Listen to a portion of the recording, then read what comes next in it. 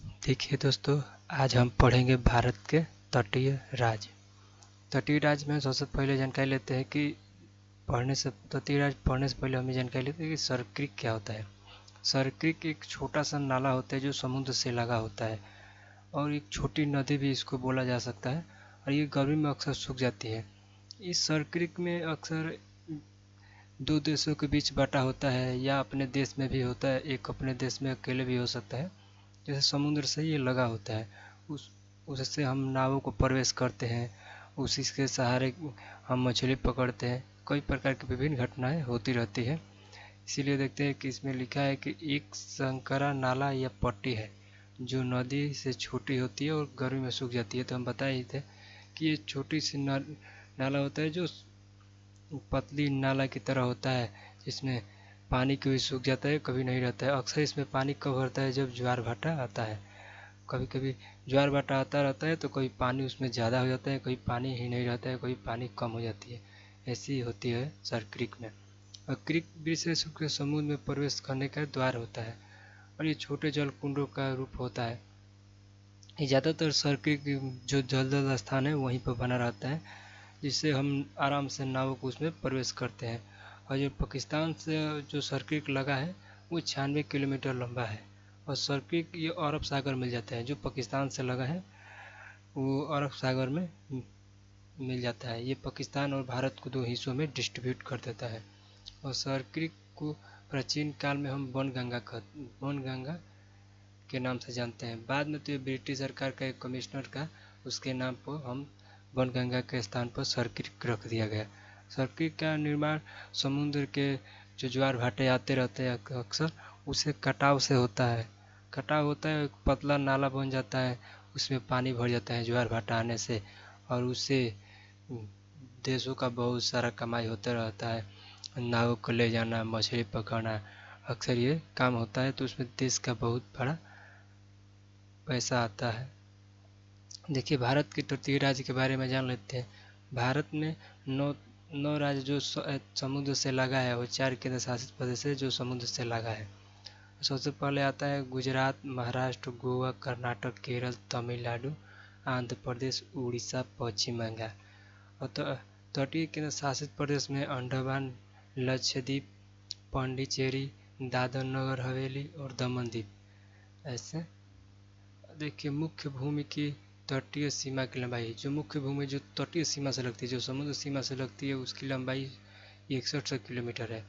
और जो द्वीपों से जैसे अंडमान निकोबार, लक्षद्वीप, इस सबको मिलाकर जो सीमा की लंबाई होती है वो 75 किलोमीटर होती है। और भारत की स्थलीय सीमा जो समुद्र से नहीं लगती है, उत्तर हिस्से का सीमा हो जाएगा, वो 15,106 किलोमीटर पड़ता है। और सबसे लंबी जो तटीय सीमा है गुजरात की है, सबसे कम गोवा की है। भारत के पड़ोसी राज्य के बारे में जान लेते हैं।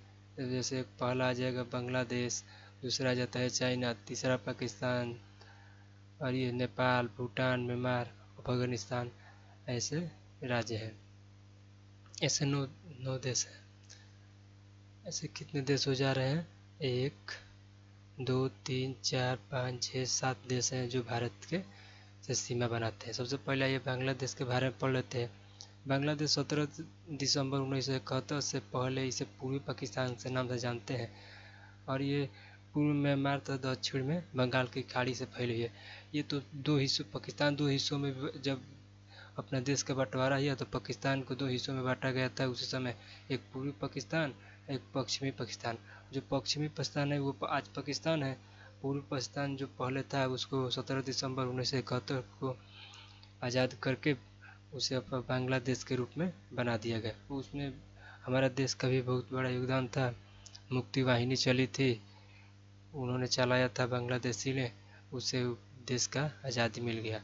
और बांग्लादेश भारत के साथ 4,996.7 किलोमीटर लंबी सीमा बनाता है। 5 राज्यों के साथ सीमा बनाता है। जो बांग्लादेश है वो हमारे देश के 5 राज्यों के साथ सीमा बनाता है। असम, मणिपुर, त्रिपुरा, मिजोरम, पश्चिम बंगाल, ऐसे 5 राज्य हैं जिसके साथ सीमा बनाता है। और बांग्लादेश का उपनाम है नदियों का देश। इसमें बहुत सारी नदियाँ बहती है बांग्लादेश में, बांग्लादेश 3 तरफ से भारतीय क्षेत्र से घिरा है। इसमें पूर्व में म्यांमार स्थित है। आइए इसके बारे में कुछ और जानकारी लेते हैं आगे। इसमें गंगा ब्रह्मपुत्र का डेल्टा विश्व का सबसे बड़ा डेल्टा है। इसमें सुंदरबन डेल्टा पाया जाता है। इसमें सुंदरी वृक्ष की अधिकता होने के कारण सुंदरबन डेल्टा पाया जाता है। जब गंगा ब्रह्मपुत्र का डेल्टा है उसमें सुंदरी नाम का वृक्ष एक पाया जाता है, उसी के नाम पर सुंदरबन डेल्टा रखा गया है। और इसकी राजधानी जो है वो ढाका है। ये औद्योगिक नगर के लिए बहुत प्रसिद्ध है। यहाँ प्रमुख उद्योग के जूट है और पारंपरिक उद्योग काशीदाकारी या सोने चांदी का कार्य यहाँ प्रसिद्ध है। ये बांग्लादेश के लिए सबसे प्रमुख उद्देश्य होता है जूट। जो ये आलू भरने के लिए जो बोरा नहीं आता है उसी को जूट बोला जाता है। नारायणगंज, वहाँ का एक स्थान नारायणगढ़ एक नदिया बंदरगाह जो ढाका से 10 किलोमीटर दक्षिण में स्थित है। जूट उद्योग का बहुत बड़ा केंद्र है। जो नारायणगंज है ना, बांग्लादेश में जूट उद्योग के बहुत बड़ा केंद्र है। चितगांव आता है जो बांग्लादेश का दूसरा सबसे बड़ा शहर है। चितगांव अलग है और चिटगांव अलग है। चिटगांव आता है बांग्लादेश के प्रमुख बंदरगाहों में से एक है। सबसे बड़ा पतन बंदरगाह बांग्लादेश का है। यहाँ से जूट, चमड़ा या चाय का निर्यात होता रहता है। और खुलाना एक स्थान है जो दक्षिण पश्चिम में अवस्थित है। यह शहर व्यापार वाणिज्य का बहुत बड़ा केंद्र है। बांग्लादेश का जहाँ से व्यापार होता रहता है ये खुला स्थान से ही होता है। और देखिए इसमें नोट, ये तीस्ता सिंचाई परियोजना बांग्लादेश में ही है। बांग्लादेश की जलवायु मानसूनी होती है और 15% भाग पर वन पाए जाते हैं वहाँ पर। और स्वतंत्र बांग्लादेश का निर्माण 17 दिसंबर 1971 को हुआ था। आइए हम पाकिस्तान के बारे में पढ़ लेते हैं। ये नहरों का देश कहा जाता है इसको और इसकी राजधानी इस्लामाबाद है। ये किस अवस्थिति से अवस्थित है इसके बारे में हम जान लेते हैं। पाकिस्तान की सीमा दक्षिण पूर्व के भारत के साथ, उत्तर में अफगानिस्तान, पश्चिम में ईरान के साथ एवं दक्षिण में अरब सागर के साथ तटरेखा निर्माण करती है। यहाँ सबसे एक डैम है जो मंगला डैम झेलम नदी पर स्थित है और यह बांध पाकिस्तान का सबसे बड़ा बांध है। और कराची सिंधु नदी डेल्टा के पश्चिम में अवस्थित है। देश का प्रमुख बंदरगाह एक वाणिज्य केंद्र है। कराची जो डेल्टा है यहाँ से ये एक बंदरगाह है जो यहाँ से व्यापार पाकिस्तान का व्यापार होता रहता है। और इस्लामाबाद जो है पाकिस्तान की राजधानी है। यह रावलपिंडी से 14 किलोमीटर पूर्व में स्थित है और यह 600 मीटर की ऊंचाई पर स्थित है इस्लामाबाद। लाहौर रावी नदी के तट पर और पाक का दूसरा सबसे बड़ा शहर है। ये सूती उद्योग के लिए बहुत जाना माना शहर है लाहौर। और सही पाक का गैस भंडार है। सही स्थान है जो पाकिस्तान में, वो पाक का सबसे बड़ा गैस भंडार के लिए माना जाता है।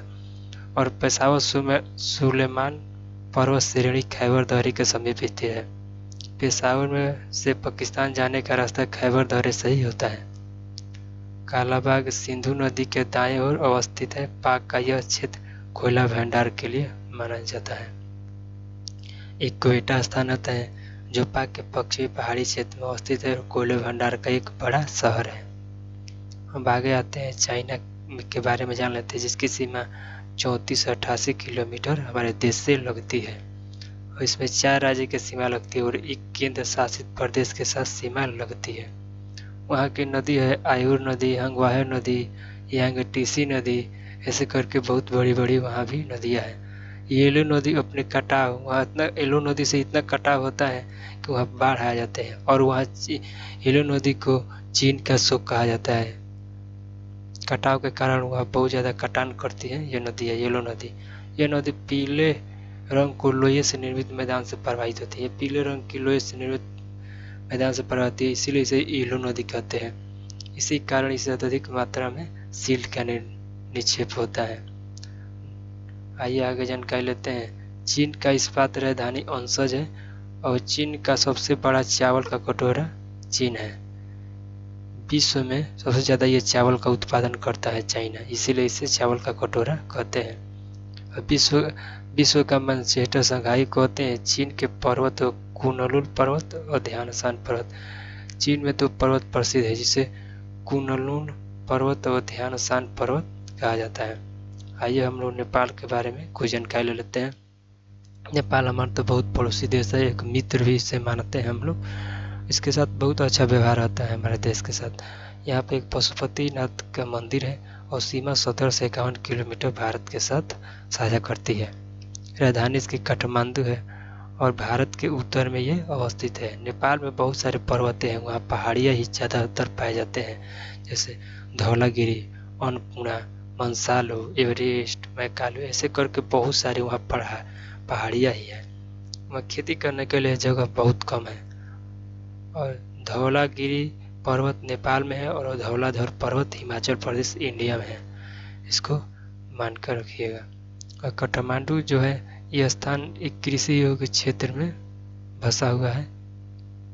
आगे यहीं तक, अब नेपाल तक ये इसको समाप्त करते हैं। आगे दूसरी वीडियो आएगी जो बाकी जितने देश है उसके बारे में हम अगली वीडियो में बता देंगे।